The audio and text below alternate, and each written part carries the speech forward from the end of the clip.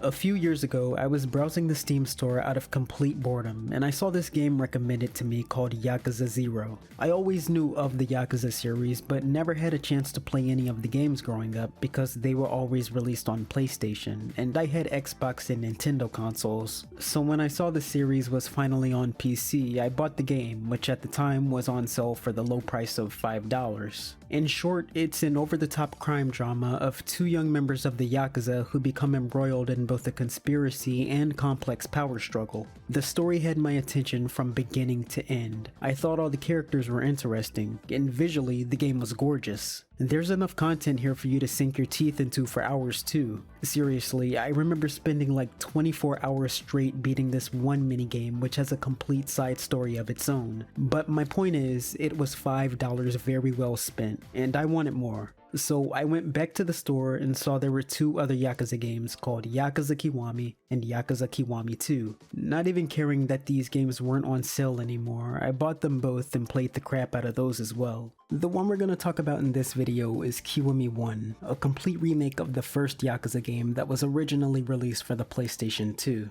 But if I'm gonna do a video talking about Yakuza Kiwami, I think it's smart to start with how this game came about in the first place. The game originated from the mind of Japanese game director Toshihiro Nagoshi, who had been working at Sega for over a decade. He has credits working on Shenmue, Daytona USA, the Virtua Fighter series, the OG Rent-A-Hero, hey, Spike Out, F-Zero, and I think most famously the Monkey Ball series. In the year 2000, he had become the president of one of Sega's internal development studios and came up with the idea for a new grittier IP that would deal with the organized crime world of Yakuza. Initially, the idea was met with some rejection by higher-ups because his studio was mostly known for creating arcade titles. But after a while, Sega gave Nagoshi the go-ahead and his team was able to create Yakuza, or as it's known in Japan, Ryugagatoku, which translates to like a dragon.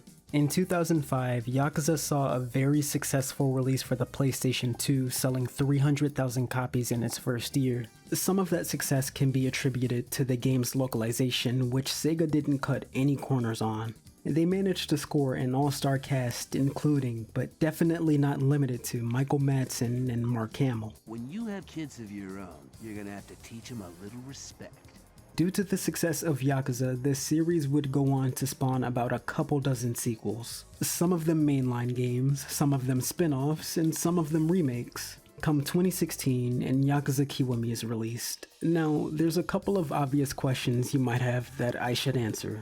First, why would I start with 1 instead of 0 if that's where the story begins and when I first experienced the series? The answer is simply because I want to beat these games in release order. And to that you might say, well, Kiwami came out in 2016, so wouldn't it make more sense to review the original PS2 game instead? And yeah, I suppose it would, but I don't want to review Yakuza 1 twice. Also, you gotta realize this game was remade in the first place because it's a little primitive by today's standards, and Kiwami is so much more than a simple overhaul of the graphics and audio. The story has been expanded to give everyone a little more characterization, the combat system has been updated to fit more in line with the Yakuza games of the time, and there are new mechanics in this game to give the player an easier time. Well, I'm not saying all of that is good, but we'll get to that in a second. I know I sound pretty head over heels for the series, but trust me, these games have their fair share of problems too.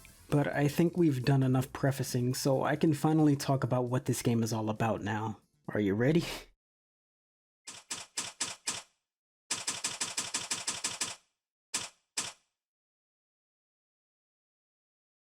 The story begins on September 30th, 1995, when a Yakuza lieutenant named Kiryu tags along on a debt collection by his underling Shinji. After things go south, Kiryu beats the debtors in a fight, then heads to a bar named Serena where his sworn brother Nishikiyama is waiting for him, and his love interest Yumi works at as a hostess. And I should mention, these three along with Nishiki's ill sister are all adoptive siblings who were cared for in an orphanage by a fellow Yakuza named Kazuma. The three of them, along with the owner of Serena, Reina, pal around a bit, and the game fades out to a scene of Reina waking Kiryu the next morning after having passed out at the bar. Reina reminds him that he should be heading to Kazuma's office, and once Kiryu makes his way there, Kazuma praises Kiryu as plans are in motion for him to become a patriarch of his own family. The peace doesn't last for long though. A soldier barges in on Kiryu and Kazuma's meeting and tells Kiryu that Shinji has called for him. It turns out their patriarch Dojima ended up kidnapping Yumi and Nishiki took off after him. And let's stop for a second so I can break down this Yakuza structure and show you how this family tree looks, because I realize this all might sound a little confusing right now.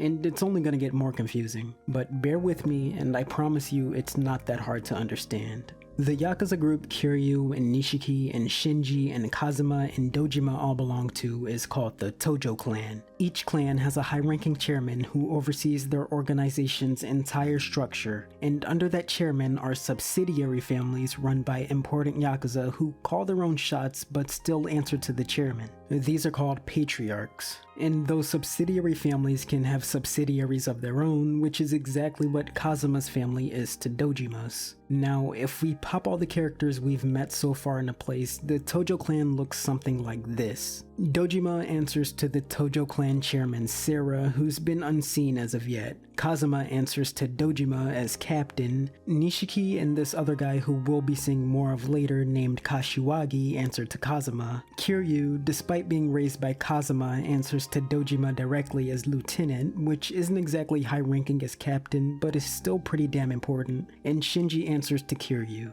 If Kiryu would have gotten a family of his own, it's likely he still would have had to answer to Dojima. But that's only if Kiryu ever got a family of his own, because he never got the chance. After Nishiki chased Dojima down, he confronted him in his office attempting to rape Yumi, and Nishiki in blind rage shoots and kills Dojima. Kiryu tells Nishiki he'll take the fall for the murder of their patriarch since he wants Nishiki to be there for his sister, and after Kiryu's arrest, he's sentenced to prison for 10 years. During his time in prison, he's told by Shinji that he's been expelled from the clan by the chairman and Yumi has gone missing. But after serving 10 years of hard time and surviving a few assassination attempts, he comes back to a new world. The Tojo clan chairman Sarah has died. A rival family run by this bastard Shimano is pushing on Dojima territory. And since Kiryu wasn't around to lead a family of his own, Nishiki has become a ruthless patriarch with Shinji under his command. From there, it's up to Kiryu to figure out why Yumi's missing, and what happened to Nishiki, and what's up with this 10 billion yen everyone keeps talking about. And who is this little girl?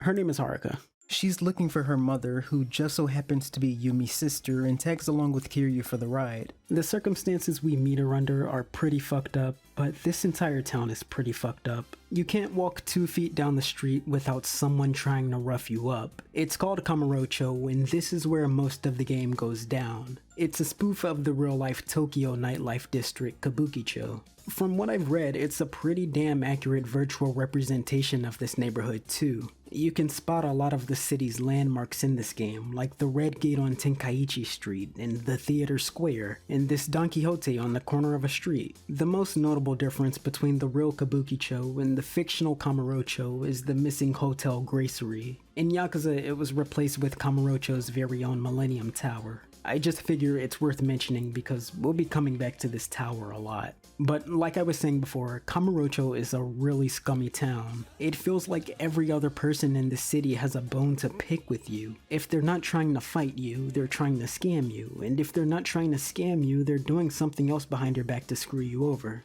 Thankfully, Kiryu is a pretty formidable guy, you know what with him being a former Yakuza and everything. His name and title, Dragon of Dojima, still carry a lot of weight in Kamurocho's underworld since Dojima's murder. If anything, taking the fall for Dojima's murder just made him more infamous because you get all these goons and punks and other Yakuza who don't like the look of your face and want to fight. That's where the combat comes into play, the most fun part of the game in my opinion. It seems pretty rudimentary for a beat 'em up at first. You got your light attacks, which you can chain into heavies, and the grab that lets you either pummel enemies or throw them. You can also pick up weapons from the environment that you can use to smack down all your foes. But Yakuza also offers 2 mechanics that spice up the combat a bit. First are the heat actions. If you look under that health bar in the top left, you'll see a blue meter that fills up when you damage enemies. And once that bar is high enough, you can pull off these context-sensitive attacks that deal brutal damage. These are best used against enemies with a lot of health and bosses, but you can heat action anyone you want to in this game. I like using this one move where you grab a goon by his collar and swing him around so he hurts his own buddies. You can finish smaller fights really quick with this method.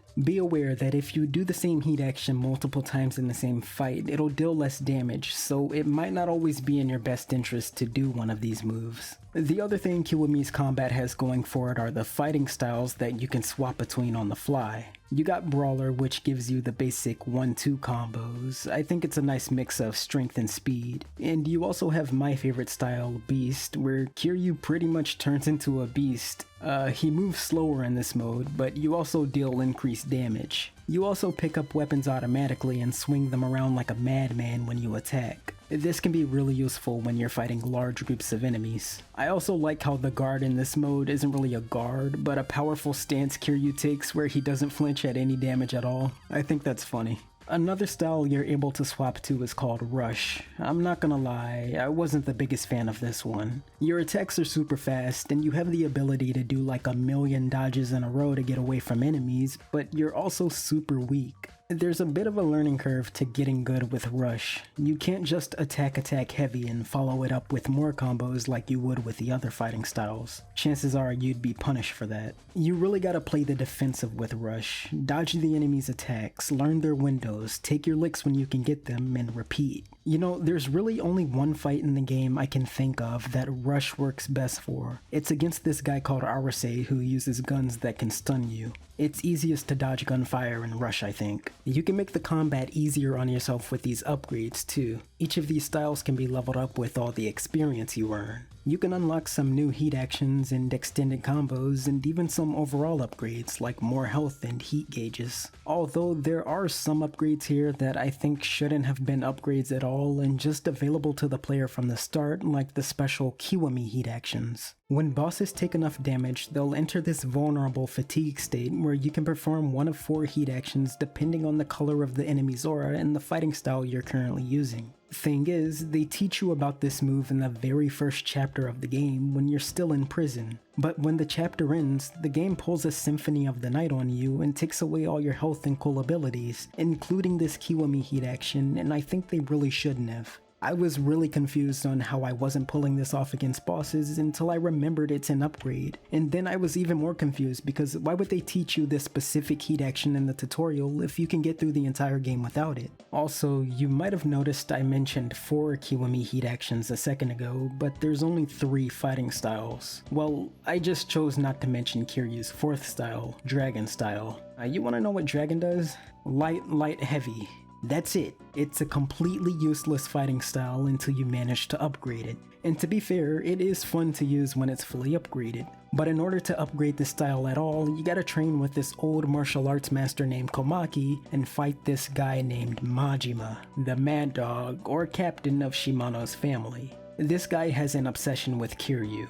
After Kiryu's 10-year bid, he noticed Kiryu wasn't in tip-top shape anymore and vowed to fight him whenever he had the chance. So if you see this guy while you're walking around Kamurocho, he'll chase you down or pop out from a manhole or something to fight you and bring Kiryu back to peak form. That's actually an inclusion to Kiwami as a mechanic called Majima Everywhere. It works because it fits the story and helps the player to level up faster. Once you beat Majima, you get a buttload of experience and earn a new upgrade for the Dragon style. I really appreciated the Majima Everywhere system because in the early game you're getting so many levels it helps you out when you're trying to upgrade your abilities. But I'll also admit that later on it can get pretty annoying fighting Majima so often. Like, you can fight him outside of a building you want to enter, and as soon as you come out, you'll hear his iconic, which means he's somewhere close and already wants to fight you again. I went from hunting this guy down myself in hopes of farming some experience to saying, well, I won't duck him if I see him, to do not interact with this man, call the authorities if you see him pretty damn quick. And that's only for the encounters where you can run away from Majima. There are other times you'll come across these inescapable Majima fights, like when he joins in the middle of a fight you're already having with these random punks. Like, I just wanted to get to the Papo store and buy some healing items, dude, why are you in my way?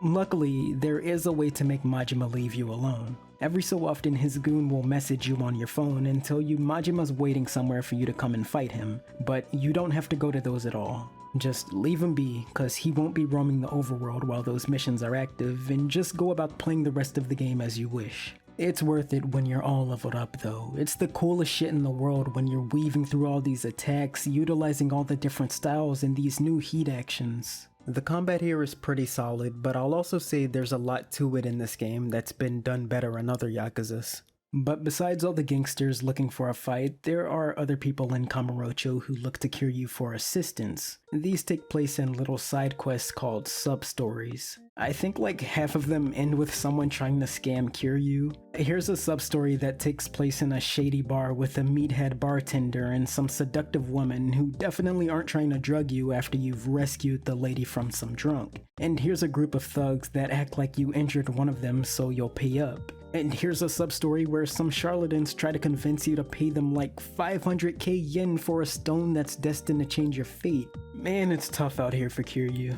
But then there's that other half, you know? Sub-stories where Kiryu gets to help good people out of tight spots and reunite loved ones and set punks who want to be gangsters on the straight and narrow. I love these sub-stories most because we got to see another side of Kiryu. The side of Kiryu that doesn't resolve to solving every problem with his fists, deadly as they may be. We learn as much about Kiryu's character in these sub-stories as we do in the main story. He might be a tough and stoic former Yakuza who did some bad things in the past like extortion, but he's also the kind of guy who's willing to help sell matches on the street for a poor girl's family and pretend to be an elderly man's dad's son if it can make him feel any better. You'd catch these other Yakuza roughing someone up on the street before they do anything nice like that, but that's just the kind of guy Kiryu is. He's not really afraid of playing the fool either. Silly shit is always going down in Kamurocho, and more often than not, he's willing to play along, even if it brings him some embarrassment. I love that he takes this slot racing minigame called Pocket Circuit so seriously. Look at how much it hurts him when he loses. It's so dramatic, but I love it.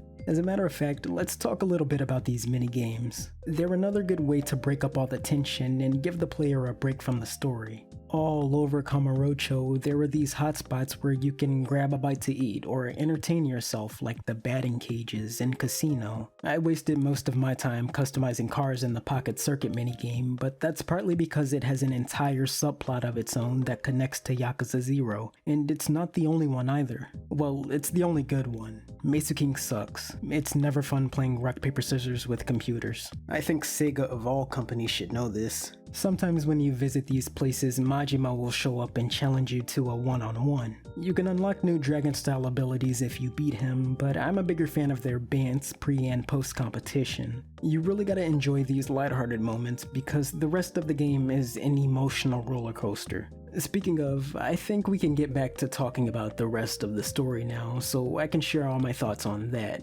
Now, spoiler warning, skip to the timestamp if you've never played Yakuza, but might want to try it for yourself eventually because I definitely think it's a story worth experiencing on your own. But if you've already played the games or just don't give a shit about spoilers, then stick around. And this one's gonna take a while cause this is a long story, and this is where most of my criticism lies. Alright, so instead of picking up where we stopped earlier with Kiryu just being released from prison, let's start with a flashback where all of the Tojo clan's patriarchs and Chairman Sarah convene for a meeting called by Nishikiyama. He confronts Sarah about a possible 10 billion yen missing from their funds, and Shimano plus a bunch of the other patriarchs get angry when Sarah confirms it's true. But now, back in the present day, Kiryu learns Sarah has died from this guy called Kazuki, and sneaks into the Tojo clan headquarters where Sarah's funeral is being held to speak with his father Kazuma. But while they're in the middle of conversation, an unknown sniper shoots Kazuma. Kazuma tells Kiryu to get out of there and find Yumi, and after beating Shimano, Kiryu ends up being rescued by Date, a detective who was looking into his case 10 years ago. Date was one of the few people who was skeptical it was Kiryu who pulled the trigger on Dojima, and the two team up to investigate how the murder of Chairman Sarah connects to the 10 billion missing yen and Yumi's disappearance. Kiryu starts his investigation by visiting his old friend Reina, and she tells Kiryu that Yumi's illegitimate sister Mizuki came to Serena to get a job just like Yumi had, but eventually opened her own bar called Aries. Reina then tells Kiryu to head to a bar named Bacchus, the bar he and Date just left, to find more information about Aries, but it's not a pretty sight inside. There's been a massacre inside Bacchus as patrons lie bloody and lifeless on the ground, the only survivor being a shivering Haruka who's hiding in the corner of the bar while holding a pistol to defend herself. But Kiryu gets her out of there, and after assuring her that she's safe with him, he learns she snuck out of an orphanage on a mission to find her mother. Fast forwarding a little bit, Kiryu discovers Haruka's mother is Mizuki. Aries is a bar at the top of the Millennium Tower. The last time Yumi saw Haruka, she handed her a pendant that needs a key to be opened. Yumi was the one who stole the 10 billion yen, and Kiryu fights off a gang of Yakuza that Nishiki sent after Haruka in retaliation for the stolen money. Oh, and the pendant is somehow the key to the 10 billion yen. Then, Date informs Kiryu about a place known as Purgatory, where a legendary informant known as the Florist of Sai hides out at. So you meet the florist, you do some favors for him, and learn he has a network of cameras and homeless people all over Kamurocho that oversee the entire city for him. He also reveals to Kiryu that he suspects Nishikiyama killed Sarah in hopes of becoming the next chairman. Fast forwarding a little more, Kiryu has his first face-to-face conversation with Nishiki since he was released from prison, and confirms that Nishiki has become a cold, vindictive Yakuza, not resembling anything like the Nishikiyama we knew 10 years ago. He demands Kiryu hands over Haruka's pendant, and he admits he was the sniper who shot their father, and after Kiryu punches him, Nishiki forsakes him as a brother. And now fast forwarding even more, Kiryu rescues Haruka from some kidnappers. Shinji suspects one of Kiryu's allies is a mole. The florist reveals Reina was the mole working with Nishiki all along. You find a letter in a ransacked arena where Reina admits she did it because she was in love with Nishiki. Reina tried to kill Nishiki in her guilt, but she failed and went on the run with Shinji to an abandoned building. They both died, rip Shinji. Kiryu and Haruka meet a Yakuza named Terada. Terada leads them to Kazuma, and Kazuma drops 2 bombs. The first one being Mizuki and Yumi are the same person. Who didn't see that coming? And Haruka's father is a corrupt intelligence agent and politician named Jingu. After the whole Dojima murder incident, Yumi suffered from amnesia and out of instinct returned to the orphanage Kazuma raised his children at. Kazuma found her and tried to jog her memory, which didn't really work, but he learned from her reaction to a picture of Nishiki that Kiryu wasn't the one who really killed Dojima. He then explains Yumi met Jingu and they fell in love, eventually giving birth to a child, but Jingu's affection stopped when he received a marriage proposal from the Prime Minister's daughter. Jingu wanted the power that would come from this marriage, so in his stupid brain, he thought it would be a good idea to have an assassin kill Yumi and his newborn daughter Haruka before any news of this affair got out, and he had Sarah help him. As a matter of fact, Sarah already helped him kill a journalist who had somehow figured out Jingu and Yumi had a child together before he could publish that story. And if you're wondering how these two know each other, they just go a ways back, I guess. But Kazuma stopped the assassin last second and convinced Sarah to not go through with killing Yumi. Kazuma says they made a new identity for Yumi, they hid Haruka in Kazuma's old orphanage, and just before he can explain why Yumi took the 10 billion yen, Terada barges in to tell you there's a fight going down outside between Shimano's family and Kazuma's. So there's a big fight, and Kiryu takes Shimano down one last time, but he goes out with a final attack as he lobs a grenade at Haruka. She survives, but only at the cost of Kazuma sacrificing himself to shield her from the blast. And in Kazuma's final words, he still has a lot to say. He explains that he, Yumi, and Sarah stole the 10 billion yen, which belonged to Jingu, to expose him as he was laundering money through the Yakuza. He also says Sarah left something special for Kiryu in his will, which he hands to Kiryu. Also, the children in the orphanage Kazuma owned were all children of Kazuma's victims, meaning he killed Kiryu's parents in the past, but Kiryu forgives him anyways and calls him Pops. But finally, we make our way to Aries again, and Kiryu and Haruka and Yumi reunite. It's a really sweet moment, but a short-lived one, because Jingu makes an appearance and still tries to kill his family. Jesus Christ, man. Kiryu takes a bullet for Haruka, and Yumi says that if Jingu tries to shoot them again, she'll blow up the bar where the 10 billion yen is hidden inside. Kiryu also reveals to Jingu that Sarah and Kazuma were playing him for a fool. They wanted to expose him for being corrupt, and in Sarah's will, they designated Kiryu the 4th chairman of the Tojo clan. Then we have one very bullshit fight against Jingu and his goons. Seriously, I hate this fight. They all have guns that can stun you, and Jingu runs away from you the entire time, and once you take the soldiers down, they enter a second phase with knives that can still knock you on your ass, and if you're mid-combo, they can interrupt you, and it's not fun. Hey, if you play this game and don't want to deal with this shit, look up the speedrun strat for this fight and do whatever that says, because it doesn't last as long as this. Seriously, they fodderized this guy. But after wasting half your health items, you lay Jingu out like a bitch and everyone's happy again. Until it's time for one final confrontation with the power-hungry Nishiki, so Kiryu settles things with him in the game's final battle. It's a good fight, but ultimately Kiryu is victorious, and Yumi reveals that inside her pendant is a picture of Kiryu, and then she places the pendant in a small slot that reveals the 10 billion stolen yen. She plans to blow it all up, but motherfucking Jingu comes back and shoots Kiryu in the leg, fatally wounds Yumi, and finally dies to a remorseful Nishiki who murder-suicides the both of them with Yumi's bomb. Ares explodes and it rains money on the streets of Kamurocho as Yumi dies next to Haruka and Kiryu. In the game's final cutscene, it's revealed Kiryu has resigned from the Tojo clan as 4th chairman, giving Terada the position of chairman, and he now takes responsibility for Haruka. And that's Yakuza Kiwami. I don't have a lot of good things to say about this story. This is the weakest part of the game by far. I think they had something good here with the initial premise. A Yakuza gets expelled from his family for killing his patriarch, and he has to navigate a changed world. He's not even trying to clear his name, he just wants some answers. The problem is, this game has way too much going on.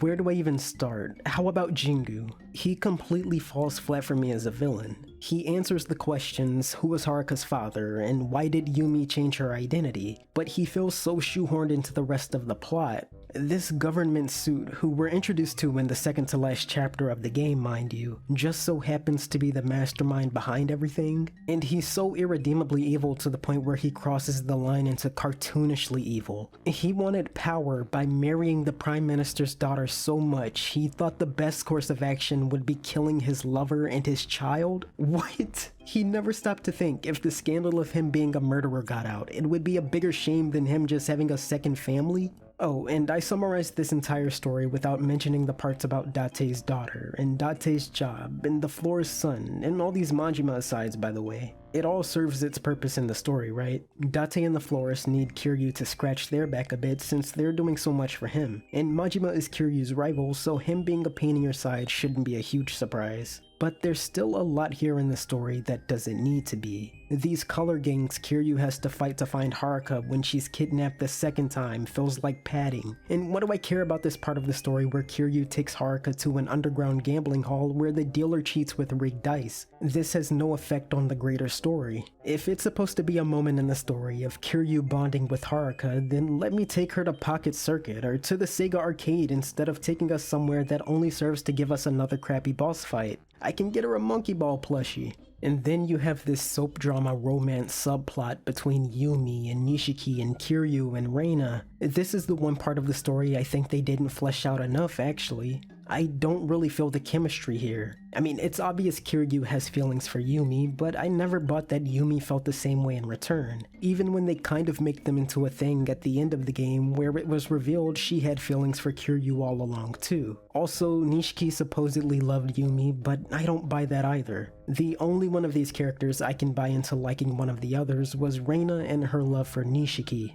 They added a scene into Kiwami that wasn't originally in Yakuza to show that she was envious of Yumi, and just by that look right there, they added some intrigue to her character that wasn't there originally. She's jealous of Yumi getting so much affection from Kiryu and Nishiki. I think it adds a tiny, but very much appreciated layer of depth to her selling out Kiryu to Nishiki later on in the story. Actually, let's stay on Nishiki for a second. If there's one thing I think Yakuza Kiwami's story does very well, that's Nishiki's descent. I actually neglected to mention this while talking about the rest of the story because Nishiki's downfall deserves to be highlighted on its own.